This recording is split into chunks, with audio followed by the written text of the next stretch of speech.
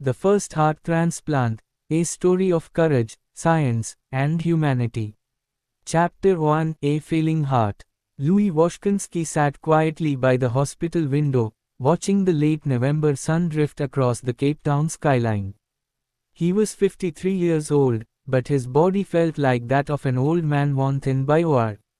His heart, damaged by years of illness and 3 heart attacks, was failing him. Each breath was a burden, each step an exhausting task. His wife, Anne, sat beside him, holding his trembling hand. "Louis," she whispered, "you have to fight. They say there's a chance. A surgery, something new." He knew what she meant. Rumors had spread through Groot Schuur Hospital that a brilliant surgeon was preparing for something no one had ever dared to attempt, replacing a failing human heart with a healthy one from another body. "Do you believe in miracles, Anne?" Louis asked softly. She nodded, her eyes filling with tears. "Sometimes science makes miracles." Louis knew the risks. He might die on the operating table. He might not survive even a day. But he also knew that without it, his time was nearly over. His failing heart had given him only weeks, perhaps days. He whispered to his wife, "If it gives me one more day with you, it is worth it." Chapter 2, The Surgeon's Dream. Far away from Louis, a quiet hospital room, Dr. Christian Barnard stood in his office, staring at a model of the human heart. Born in 1922 in a small South African town, Barnard had grown up the son of a poor pastor. As a boy, he watched his brother die of heart disease, a tragedy that carved itself into his memory. From that moment, he carried a secret vow: one day, he would find a way to conquer the heart's betrayals. Barnard studied medicine with an intensity that bordered on obsession. He trained in South Africa, then traveled to the United States, working alongside pioneers of cardiac surgery. In Minnesota, he saw the first successful kidney transplants. He studied the principles of immunology, organ rejection, and surgical precision. He realized something audacious: if a kidney could be replaced, why not a heart? The heart had always been seen as sacred, untouchable, the seat of the soul. But Barnard was a man who believed science had to break barriers. "The heart," he once said, "is just a pump. If the pump fails, replace it." Now, back in Cape Town, he stood on the edge of history. He had trained his team. He had rehearsed the procedure. All he needed was a donor. Chapter 3, The Dawn of Transplantation. The mid-20th century was a time of scientific daring. In 1954, the first successful kidney transplant had taken place in Boston. By the 1960s, liver and lung transplants were being attempted, though with limited success. The greatest challenge was not the surgery itself but the body's rejection of foreign organs.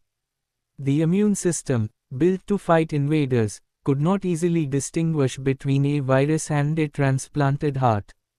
But new drugs like azathioprine and corticosteroids were beginning to offer hope. Barnard knew that time was running out for patients like Louis. His team practiced on dogs, performing heart transplants until they could do it with speed and precision. Hours of failure and countless losses hardened their resolve. The medical community was divided. Some said it was madness. Others said it was inevitable. Barnard, restless and charismatic, knew he was destined to try. All he needed was the right patient and the right donor. Chapter 4, A Donor, A Tragedy. On December 8, 1967, a young woman named Denise Derval was crossing a busy Cape Town street with her mother. A car struck them both. Her mother was killed instantly. Denise, 25 years old, was rushed to Groot Schuur Hospital. By evening, the doctors confirmed the worst: Denise had suffered fatal brain injuries. Her body was alive, but her mind was gone. Machines kept her heart beating, but her life could not be saved. Her father, a quiet man broken by sudden loss, was approached by Barnard's team. They explained the possibility that his daughter's heart could give life to another. Imagine the weight of that moment, a father losing his daughter, asked to give away her most vital organ. With tears in his eyes, he agreed. If Denise cannot live, let her heart give life to someone else. History shifted that night. Chapter 5, The night of the operation. It was just past midnight on December 18, 1967. The operating theater glowed under harsh lights. Barnard stood scrubbed and ready, his surgical team assembled like soldiers before battle. 2 rooms were prepared, one where Denise's heart would be removed, another where Louis waited under anesthesia. The atmosphere was electric, a mix of fear and anticipation. Nurses whispered prayers, young surgeons held their breath. For the first time in human history, they were about to attempt the impossible. In the donor room, Denise's heart was carefully lifted from her chest, placed in cold preservation fluid, and rushed next door. Time was everything. A heart outside the body could only survive a short while. In Louis's chest, Barnard's steady hands removed the diseased heart, silent and scarred. Then, with precision born of years of practice, he placed Denise's heart inside, stitching vessels together, connecting life to life. Finally, he unclamped the arteries. Blood surged. The heart shuddered. For a long second, nothing. Then, beat. A faint thump, then stronger, louder. Denise's heart, alive in Louis's chest. The room erupted in awe. History had been made. Chapter 6, A beating heart in a new chest. When Louis awoke after surgery, he blinked at the world, alive in a way he hadn't felt for years. His first words were almost playful. I am the new Frankenstein. The newspapers exploded with headlines. First human heart transplant successful. The world was stunned. People cheered, some wept, others doubted. But survival was fragile. Louis's body, confused by the foreign organ, waged war against it. Barnard fought back with heavy doses of drugs, balancing between rejection and infection. For 18 days, Louis lived with his new heart. He walked, he smiled, he spoke to reporters. For him, those days were a miracle. On the 18th day, pneumonia took him. His weakened immune system could not fight it. Louis died, but he died with a heart beating strong in his chest. Chapter 7, Ethical Storm and Global Reactions. The world erupted with debate. Was Barnard a hero or a reckless gambler? Some saw him as a pioneer who had brought humanity into a new era. Others called him a man who played God, tampering with the very essence of life. Religious leaders argued about the soul. Medical boards questioned the definition of death. Was Denise truly dead when her heart was taken? Despite the storm, one truth stood clear: the barrier had been broken.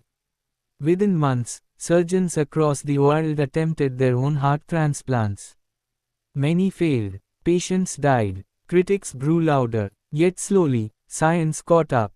Better drugs, better techniques, and deeper understanding made heart transplants not just possible but reliable. Chapter 8, Legacy of the First Transplant.